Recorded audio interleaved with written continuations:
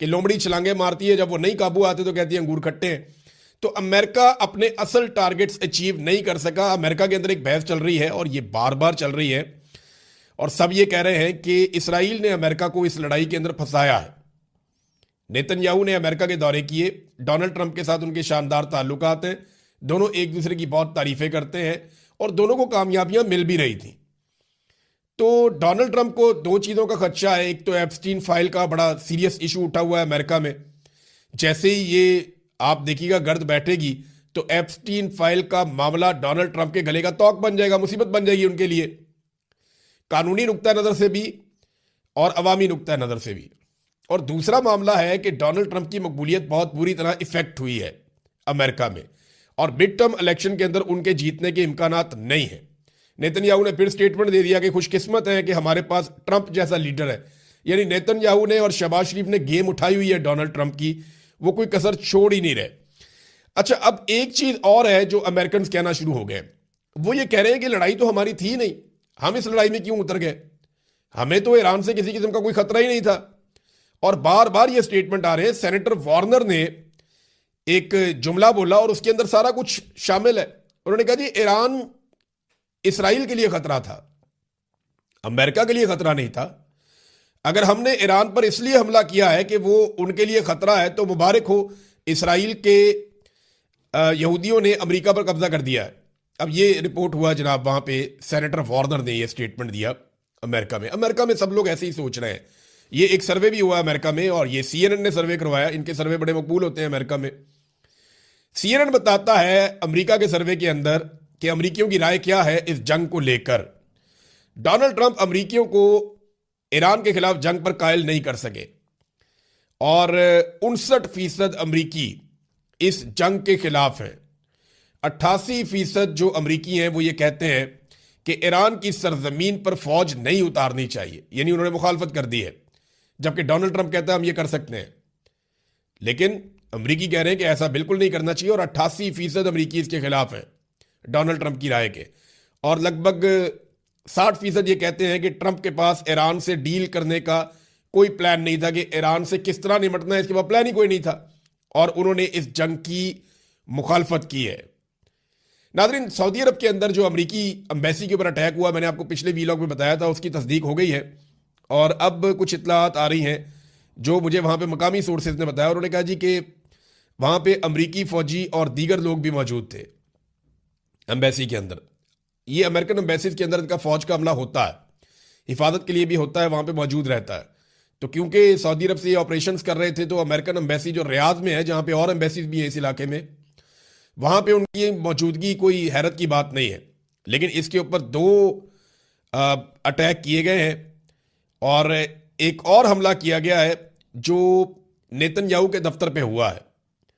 इन दोनों हमलों के अंदर मिसाइल इस्तेमाल किए गए हैं और दोनों हमलों के अंदर शदीद नुकसान हुआ है। अब कितने लोग मारे गए हैं, कितना नुकसान हुआ है, इसकी तफसीलात नहीं आ रही। अमेरिका और इसराइल ये तफसीलात नहीं बताना चाह रहे, वो सामने नहीं रख रहे अभी तक। नाज़रीन, ईरान ने अपना एक ऑफिशियल स्टेटमेंट जारी किया है। इस स्टेटमेंट में ईरान ये कहता है कि वो अपनी 6000 साल पुरानी तहजीब का दिफा करेगा। हमने लंबी जंग की तैयारी कर रखी है और हमने पहल नहीं की। दुश्मन को अपने गलत अंदाजों पे पछताना पड़ेगा। हम अमेरिका और इसराइल के ऊपर मजीद जहन्नुम के दरवाजे खोल देंगे।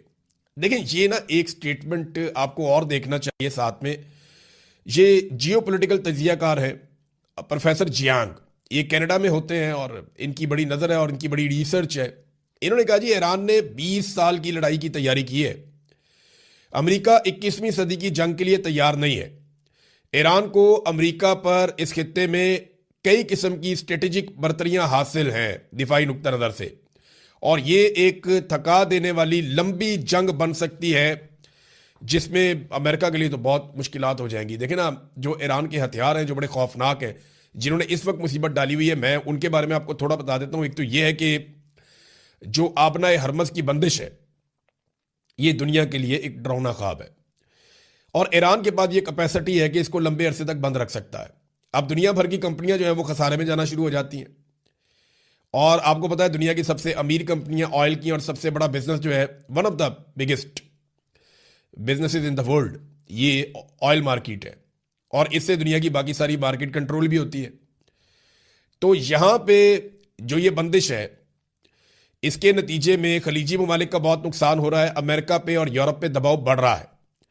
यूरोप में जो गैस की कीमतें हैं, यूरोपियन गैस की, वो लगभग 50% तक ऊपर जा चुकी हैं और मजीद ऊपर चली जाएंगी। $85 फी बैरल तक, यानी $5 मजीद इजाफा हो गया है और ये लगातार इजाफा होता चला जा रहा है आलमी मंडी में तेल की कीमतों में।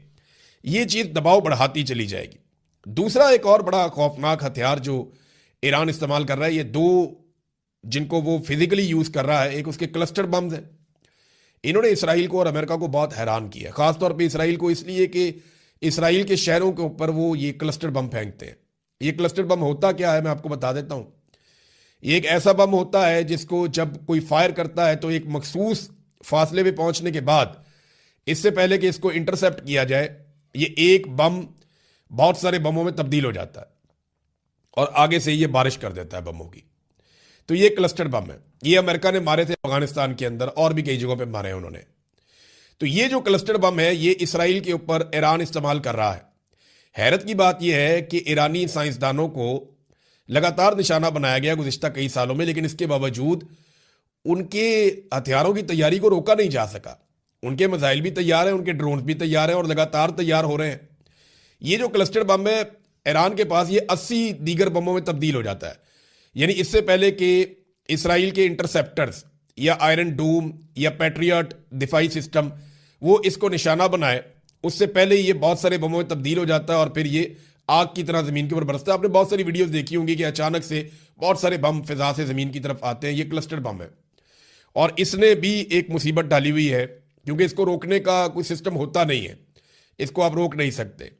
और दूसरा बड़ा मसला जो ईरान के ड्रोन्स हैं, जो वो इंतहाई कम कीमत में खुद तैयार करता है। यानी आलमी मार्केट में उसकी कीमत $20,000 से लेकर $35,000 तक है। अब ईरान को कितने का पड़ता है ये तो आप अंदाजा लगा सकते हैं कि जब आप खुद तैयार करते हैं तो आपको और भी सस्ता पड़ता होगा।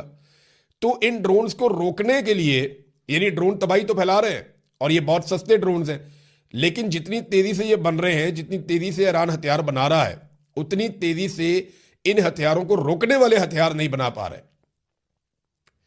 यानी ये आपको वजीर खारजा अमेरिका के उन्होंने ये कहा, मार्को रूबियो का स्टेटमेंट है कि ईरान 100 से ज्यादा तैयार कर लेता है हथियार एक महीने में, मिसाइल, जबकि उनको रोकने के लिए 7 से 8 तैयार होते हैं एक महीने में। तो ये एक अदम तवाजुन है। और दूसरा ये है, कीमत का फर्क बहुत ज्यादा है। इंटरसेप्टर बहुत महंगा है, 100 गुना कीमत का फर्क है, जबकि ईरानी हथियार बहुत सस्ते हैं और वो इनकी मईशत का भट्टा बिठा देंगे अगर ये लड़ाई लंबी चलती है। तो अब अमेरिका इस लड़ाई से निकले कैसे, ये है जी सबसे बड़ा सवाल, क्योंकि इस लड़ाई से निकलना पड़ेगा ना। तो उसके लिए अमेरिका को अब ईरान के दोस्तों से रब्ता करना पड़ेगा जो मुश्तरका दोस्त हैं। यानी तुर्की इसमें रोल प्ले कर सकता है, पाकिस्तान रोल प्ले कर सकता है, इसके अंदर चीन और रशिया, ये दोनों ममालिक भी रोल प्ले कर सकते हैं। अक़वाम मुत्तहिदा का प्लेटफॉर्म भी इस्तेमाल किया जा सकता है। तो अमेरिका एक मरतबा तो ऐसा लगता है कि जोर और ताकत का इस्तेमाल करने की कोशिश करेगा, लेकिन अल्टीमेटली उसको ये लड़ाई रोकनी पड़ेगी, क्योंकि अमेरिका के इत्तेहादियों का इसमें ज्यादा नुकसान हो रहा है और एक बदएतमादी फैल रही है। अरब ममालिक जिन्होंने बेशुमार पैसा अमेरिका को दिया अपने दिफा के लिए, जब वक्त आया तो उन्होंने खुद देखा कि अमेरिका अपना दिफा नहीं कर रहा अरब ममालिक के अंदर। यानी ईरान का अटैक कोई अरब ममालिक के ऊपर तो नहीं है ना, ईरान अटैक कर रहा है अमेरिका की बेसिस के ऊपर, या अमेरिकन एम्बेसी या उनके दफातर पे, या जहां पे अमेरिकन मौजूद हैं। अब वहां पे अमेरिकन अपना दिफा नहीं कर पा रहे इन अरब ममालिक के अंदर, तो ये अरब ममालिक का दिफा क्या करेंगे, ये सवाल पैदा हो गया है। अमेरिका ने ऑर्डर जारी किया है कि फौरी तौर पे अमरीकी शहरी 14 मुल्कों से निकल जाएं। अब इन मुल्कों से अमेरिका अरबों डॉलर वसूल करता है हर महीने इनके दिफा के लिए, और वहां से अपने शहरियों को भगा रहा है। इसका मतलब यह है कि अमेरिका दिफा करने में नाकाम हो गया।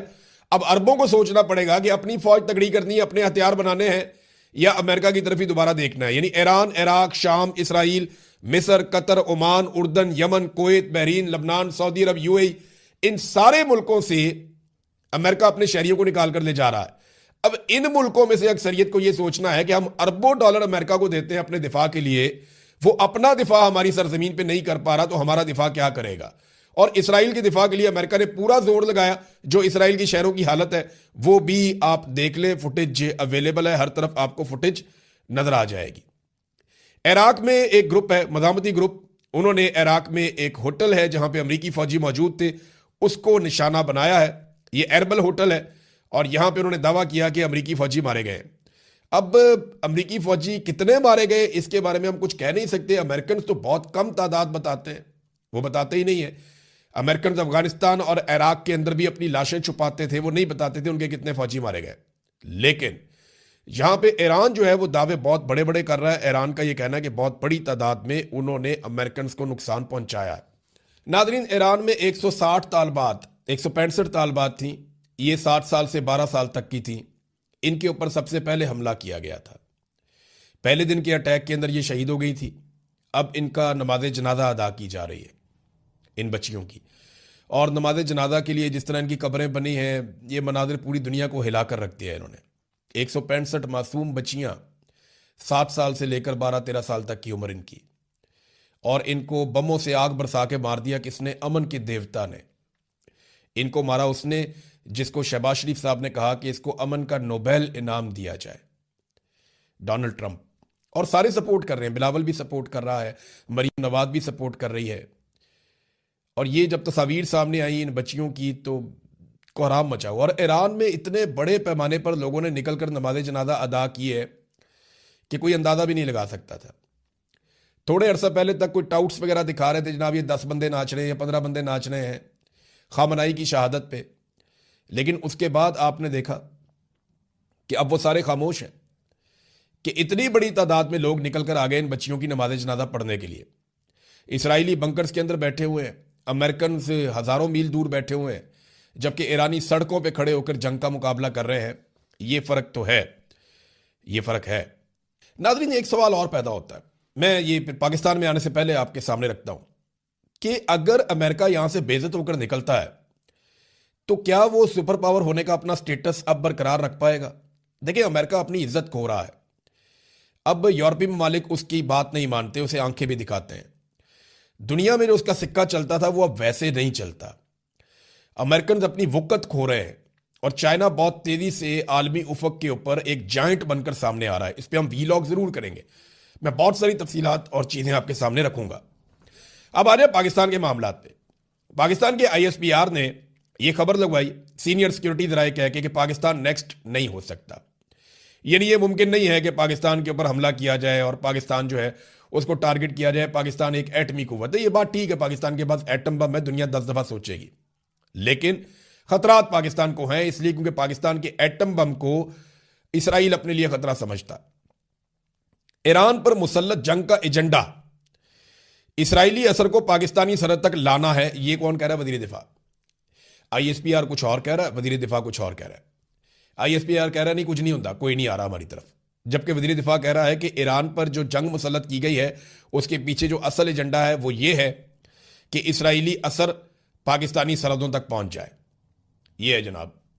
वजीर दिफा कोई और स्टेटमेंट देता है पाकिस्तान का, ISPR कोई और स्टेटमेंट बताता है सिक्योरिटी जराए के नाम के ऊपर। तो यहां पे कंफ्यूजन है। लेकिन एक चीज की कंफ्यूजन बिल्कुल नहीं है। दो मुतालबात बहुत ज्यादा जोर पकड़ रहे हैं पाकिस्तानी हुकूमत पर। नंबर 1, बोर्ड ऑफ पीस से निकल जाए फौरी तौर पर। नंबर 2, जो नोबेल इनाम की नामजदगी आपने की है वो वापस ले लें, क्योंकि ट्रंप की अमेरिका में जो हालत हो रही है ना, अब पाकिस्तानी रजीम को चाहिए कि आहिस्ता आहिस्ता अब ट्रंप से कोई थोड़ा बहुत फासला बना ले। इमरान खान साहब के हवाले से नाजरीन कुछ अहम खबरें हैं। नंबर 1 तो यह कि इमरान खान साहब की आज भी उनकी बहनों से मुलाकात नहीं करवाई गई। ये इंतहाई अफसोसनाक है। इमरान खान साहब की आंख एक ज़ाया होने की इतला आई और उसको जो है वो सरकारी ज़राए ने उसकी तस्दीक की। उसके बाद से लेकर अब तक इमरान खान साहब की उनकी फैमिली से मुलाकात नहीं करवाई जा रही और ना ही उनके मुआलिज